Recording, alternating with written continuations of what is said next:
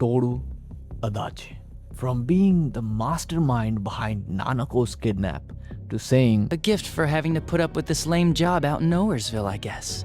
I did that stuff 'cause I could, and it got interesting, so I watched. Let's be honest, there's nothing great about the real world, is there? It's just dull and annoying as hell. Adachi was not just a mastermind, he was the reason behind every major event in Persona 4. But folks, you ever wondered an innocent looking, chill guy like Adachi was capable for all this? And the truth is, there are plenty of people like Adachi out there in our social zones, friend groups, and maybe even in family. Even though it's not at all about murder all the time in fictional perspective, it's mostly about his philosophy.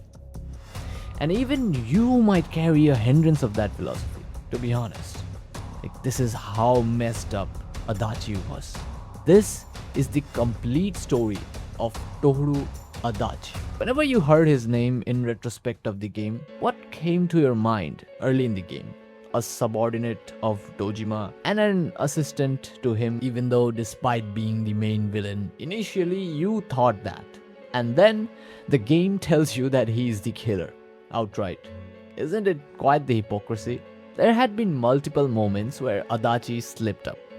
Sometimes even got out of character, but was that really a slip up or a planned setup to deceive the investigation team? And this makes me wonder, who is Adachi? Adachi is a detective who was introduced very early in the game, working along with Yunarukami's uncle, Ryotaro Dojima. Ryotaro Dojima is basically the main detective in the Inaba police, and Adachi works as an assistant detective and a goofy in nature basically throughout the whole story as Dojima's subordinate. Throughout the game, Adachi acts this way because he has to hide his motives, and especially because he wanted to hold a gun on his pocket. So he joined the detectives and said this. Let's be honest, there's nothing great about the real world, is there? It's just dull and annoying as hell. Now this was not just some regular ass dialogue that normally people would interpret as irrational and crazy. There's deeper layers of philosophical depth behind this. And this is exactly what makes him dangerous. I will tell you why that is. But before that, we have to know how that is. So, what is Persona? Persona is a game of ideas, and ideas are endless. The idea of having endless wealth, the idea of becoming so successful that it hurts, the idea of overcoming death, and the idea of accepting oneself. I quote, "The fool is the entertainer of the world, and the gesture is the shadow of it." I unquote. But regardless of the endless rabbit hole you succumb into, at the end of the day, the world of Persona is like an iceberg. The deeper you go, the more rapid the quakes become. And once the tip of the iceberg breaks, tsunami is guaranteed within the sea. Adachi's backstory. When Adachi was a child, Adachi's parents wanted him to be successful, and they only cared about his grades. Later on, Adachi also only focused on getting good grades to fulfill his parents' expectations on him, which consequently left him a loner around his social circles. In result, he started having difficulties in controlling basic emotions, such as lack of empathy and the lack of kindness. All these behavioral patterns had helped him to develop a nihilistic mindset. Wow. While I was reading about Adachi's life, I found it kind of sad that he was raised without that much care from his parents, which rather does not justify his actions, but does have indirectly affected him to be the person he is, a bitter person. Neglection plays a huge role. Back to his current life in Inaba, Adachi mentions his sense of loneliness and boredom in his daily lifestyle. Also the hatred towards the countryside for whatever reasons. I guess he just doesn't like villages. Adachi used to live in a city until later he was shifted to Inaba for a detective assistant post under Dojima, leading into his high frustration for his daily lifestyle, high emptiness, and almost no meaning for life in itself, which is very destructive. To understand this firmly, I have made a logarithmic model to visualize this better. Let's draw parallels between Yu and Adachi, since both Yu and Adachi resemble the opposite of each other in the story. First, let's denote these operators and their meaning in psychology. A equals alienation, D desire, E emptiness, S social links, and M meaning. A equals ln D plus E by S plus M plus 1. More desire plus more emptiness equals higher alienation. More meaning plus stronger bonds equals lower alienation. And the logarithmic model equals to psychological effects grow non-linearly and gradually stabilize over time.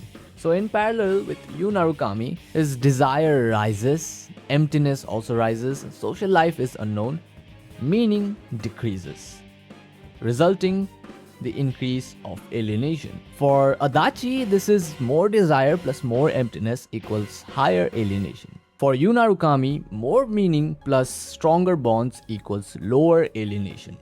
In parallel with Yu Narukami, Adachi's desire rises and emptiness also rises. His social life is kind of unknown, so resulting into his meaninglessness that decreases, resulting the increase of A, which in this regard is directly equivalent to alienation. And for Yu Narukami, the complete opposite is happening. Yu Narukami's alienation initially was rising and social bonds and meaning too. So A equals S plus M plus 1, meaning he's taking care of his life, resulting the decrease of alienation. That's why Adachi is referred with the jester and Yu Narukami is the fool, making them act as foils. So it's kind of a fun parallel there that I decided to explain to y'all for better understanding between these two characters. So now, moving on in his story, let's talk about Adachi's social links. So in his social link rank 2, Adachi mentions his hectic lifestyle and how he neglects his nutrition and his obsessive consumption of instant noodles. The lady Adachi meets also has a son with the same name as his, so she kind of sometimes looks after him. Maybe she thinks Adachi of a son or something like that. She takes care of him because he's been disregarding himself all the time. In rank 3, Adachi explains what he used to do back when he was still a high schooler and also mentions the scarcity of love and compassion, which is kind of sad, but yeah. He also mentions in rank 3 that his parents didn't ever love him and they just wanted him to study, and that was kind of it. So yeah. So what you can see here is Adachi is showing Nanako a magic trick while having dinner with the Dojimas. Well, that's the surface layer in first glance, but the psychology goes very deep actually. Especially this phrasing here is actually very interesting, I've noticed. It's a very rich psychological territory and it connects some of the most sophisticated deception mechanics in behavioral science. So let me break down what Adachi is actually doing here. Irving Goffman, a sociologist and psychologist, in his famous works, The Dramaturgical Theory, has a perspective which suggests that social life is a theatrical performance where individuals act as actors on a stage in impression to control how others perceive them. This theory basically describes how people perform different from their usual selves in a way, or personalities. The act is very different for different audiences, and there is deeper meaning to that too in a way, because there is always a front stage persona that is doing all this stuff and there is a backstage self for that is the actual person, and Adachi is implementing the same principles in this scenario the whole time. His entire early game persona is meticulously maintained act. What's he basically doing here is third-party proxy. As I said early in the video, that whatever Adachi does is a well thoughtful and calculated baseline for his attempts. Each and every step he takes becomes an early game rapport, with the main character. Although which here in this case Adachi does not directly build rapport with Yu, he builds it through Nanako. Reason why is because Nanako is someone special and close to Yu, and Yu is protective of his sister. By being helpful to Nanako, Adachi is setting up what's called the associated effect in psychology. The positive feeling Yu has for Nanako gets partially attributed to anyone in Nanako's orbit who treats her well. It's basically like the same reason people trust their friends like mutuals other than strangers. Or to be more specific, Edward Jones in 1964 gave us a theory called the ingratiation effect. Jones identified ingratiation as a social influence strategy with specific sub-tactics. The ones Adachi consciously or non-consciously deploys here are 1. Favor doing. Helping Nanako with homework is a low-cost, high-visibility act. An act of care performed in front of the person whose trust Adachi earns, and that's Yunarakami. Second, being conformity. In July 12th, he is at Dojima's house, drawing flowers on Nanako's notebook, joking around and probably trying to play the goofy uncle for Nanako, like an uncle figure. This is a proper performance of conformity depicted in real-life event. Very sharp, Adachi. Like, this is a natural performance of warmth. He does it very convincingly, honestly. Like, if it was me, I would probably get manipulated too. So moving on, in his rank 6 of his social link, Adachi clearly seems very burnt out in his adult life. Previously in rank 5, Adachi also mentions the downside of marriages and how it can ruin one's dreams and life, which is not true for some people but mostly right, I guess so. Who knows? Now this is an important segment. The lady who used to take care of Adachi returns to the mall with her real son, Tohru. And when she reunites with him, like Adachi, she completely disregards Adachi as if he never existed. Like, damn, this was actually really emotional. And yeah, it just upset him. Social link rank 7. This is a really important part in the story. When Dojima was chasing Taro Namatame, a major character and a central ally to Adachi, by the way, Dojima tried to chase him in a rush because his daughter Nanako was kidnapped by Namatame during the time. He gets in a car crash because Namatame abruptly stopped his truck. Now this is a very emotional moment for Adachi too. When Dojima is hurried to the hospital, he genuinely cares for his situation. Despite earlier I talked about his conformity bias, this time Adachi actually cares for him and his well-being. Social link rank 8, or the final rank. Confronting Adachi. On December 5th, the most critical event in Persona 4 basically happens. Confronting Adachi. This is a part of the story where things get really interesting. Because of one particular slip-up, the usual self Adachi used to uphold to perform as a nice guy starts to fade. This was so ironic. In the early few minutes of the confrontation, Adachi is very frustrated by the events that has been played out and his character starts to break, which obviously is very dumb, or at least at this point. Now, before we go in this whole confrontation arc, I want you to please subscribe to the channel if you're new here. It helps the channel really grow, so thank you. I would really appreciate it if you do so. Now, there is an interesting part in his story that I need to tell you before we also talk about the final confrontation. So let's go. Let's talk about it. In 1897, Emily Durkheim, a French sociologist, wrote a book called The Suicide or Suicide. In that book, there is a concept called the anomie effect. Now, why I'm telling you about all these psychological stuff is because, sheesh, this whole anomie is a very deep concept, but I'm here to simplify it for you. So, anomie is basically the condition where a person loses the meaning or core of what they are doing. For example, I do persona videos because I like it. If I became a doctor because society would force me and want me to be that, wouldn't it be against all the meanings I have about myself and then I would be in a state of anomie. This was a hypothetical scenario for you to understand better, but in Adachi's case, this goes way more deep. Robert Merton, an American sociologist, further extended this theory of anomie into strain theory.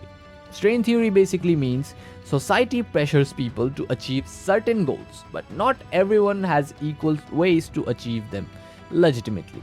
When people feel blocked, frustrated, humiliated, isolated, or unable to reach socially expected success, they experience strain. That strain can push some people toward defiance or crime. Merton improvised this idea that society promotes wealth, success, status, and achievements. But in the same way, there are burdens like lack of opportunities, lack of connection, lack of education. Although in general strain theory, or the GST, strain is not only about success or wealth. It's also about rejection, abuse, humiliation, failure, loneliness, and even loss. These angers ultimately release emotions like anger, resentment, and frustration, which is the direct example of strain in psychology. Now, how does this correlate to all this strain and army stuff in Adachi's case? Adachi fits strain theory because his life became emotionally empty after following society's expectations. He did what society tells people to do: get educated, get a respectable job, and become the part of the system. But instead of finding purpose or happiness, he ended up isolated. Now, strain theory says that when people cannot achieve satisfaction, meaning, or emotional fulfillment through normal social life, they begin feeling frustration and resentment. But despite all this, Adachi feels trapped in a meaningless routine, surrounded by people he does not even respect or connect with. Over time, he starts believing society itself is fake and pointless. Because of this, Adachi slowly loses his sense of morality. He stops seeing human relationships as valuable and begins emotionally distancing himself from other people and eventually the world itself. So the TV world is important to him because it gives him control and power. Instead of coping with his frustration, he turns toward manipulation and murder as a way to escape his emotional emptiness. Merton's version of strain theory explains this as innovation, where a person still wants satisfaction or power but abandons legitimate ways of achieving it. Adachi no longer believes normal life can give him fulfillment, so he creates his own twisted way of feeling important. Durkheim's idea of anomie also connects strongly to Adachi. Anomie happens when people lose connection to social meaning, moral structure, and stable purpose. Adachi reaches a point where he genuinely feels that nothing matters anymore. But do you know one thing about all this? Millions of people suffer, but they do not still become violent or destructive. Because life is more nuanced than it seems. Although what Adachi did is not justifiable at all, strain theory is just a way to explain his actions. But the investigation team saw way far in life than Adachi ever did. And hence, Adachi becomes defensive in this legendary moment when Kanji points his fingers at him. Then this happens. This is the biggest slip-up in Persona history. What did you just say? Put them all in. What's this putting them in business? Do you know something about the method behind their murders? Don't tell me that all that talk about TVs and whatnot from before was... I see. Now I finally understand. To tell the truth, Adachi-san, I've been fixated on something you once said. Before I didn't know why, only that it sounded a wrong note to me. Do you recall when I read Namatame's diary? at the scene of Dojima-san's accident. At the time, I said, even the victims who survived and were never released to the public are written here. And in response, your words were, wow. Then that settles it. How, I wonder? Would that settle anything? At the time, the police had no idea that there had been other attempted murders related to the case. You had no reason to say such a thing. After all, there are countless examples of people disappearing for a few days. Yet when I read the list of names, you raised no objection. Odd that. What do you say to that, Detective Adachi? I don't know. I said I'm busy! Wait, you son of a bitch! Adachi! Ah! Damn it! Okay, so this is it for part 1. This video took so much time to make, so if you enjoyed this video, please subscribe, man. You give me subscribers, I will give you Persona card. So this is it for now. I hope to finish part 2 by the end of this month. The next part will be even more interesting than this. I bet you. So see you in the next one. Peace out.